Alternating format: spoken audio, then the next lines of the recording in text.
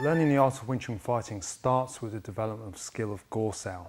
What I'm going to do is I'm going to literally introduce you to Gorsao, run through some of the basic concepts, and then we're going to show you how we develop from Gorsao in towards fighting. So, most Wing Chun students start with guard hand to guard hand, with the backs of the wrists touching, not the back of the hands, usually the back of the wrist. One of the most important factors we look for is forward energy with the bridge, so you mustn't push across with your guard hand, you must make sure you're pushing forward towards the center. Another thing that we try to focus on when we're training our students is to twist the wrist slightly rather than keeping the hand upwards. If you twist the wrist slightly, what it does is it creates a slight deflective surface. If you turn your wrist upwards too much, the little bone in the wrist juts forward. As it juts forward, it creates a little bit of a stick, which at this point in time, we're trying to deflect and create a forward intention with our guard hand. So you sit back, you make sure you're touching back of the wrist to back of the wrist, rear guard towards the elbow, and you're sitting back and focusing forward.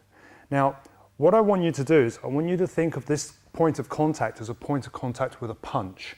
So don't think of the fact that I'm just putting an arm forward.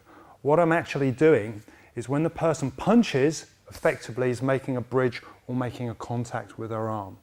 So part of the skills we're going to be examining is the art of bridging and how we react to strength, pressure, and tension.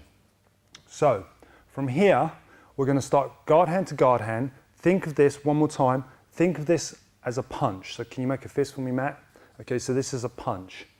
The difference is we've now got a contact, and this is our first point of contact, which now allows me the ability to explore and rest and test against pressure and strength. The first point of contact, what am I looking for? Direction of strength. Where is the person pushing? How are they pushing?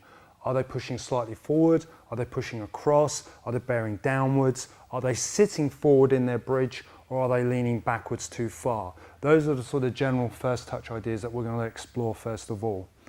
Contact, as already mentioned, is on the wrist, but it must be going forward. If I push forward sufficiently, that will encourage Matt to push forward against me. So as he pushes forward, that gives me some tactile information.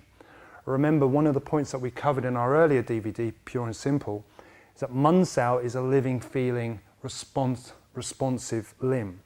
So when you move, what effectively you're doing is you're throwing your bridge forward to feel, to respond. So wherever his arm moves, I can feel it moving and I can respond to that. So if he pushes his arm out to the side, I can go through the center. If he bears in towards me, I can lob. But either way, when I throw my hand forward, what I'm effectively doing is probing. So by throwing my hand forward, either way, I'm always, push down on that mat please for me, I'm always probing and trying to return back to the center line. Why the center line? Well, the center line is a good reference point for the Wing Chun student. If I put my hands in the center and I form my guard, it's a reference point. I have a point to respond from or a point to fight from. So when effectively we're in what we've referred to as a long bridge position with my guard hand forward, my elbows in and my hands forward, the Wing Chun fighter has a good reference point in which to train from.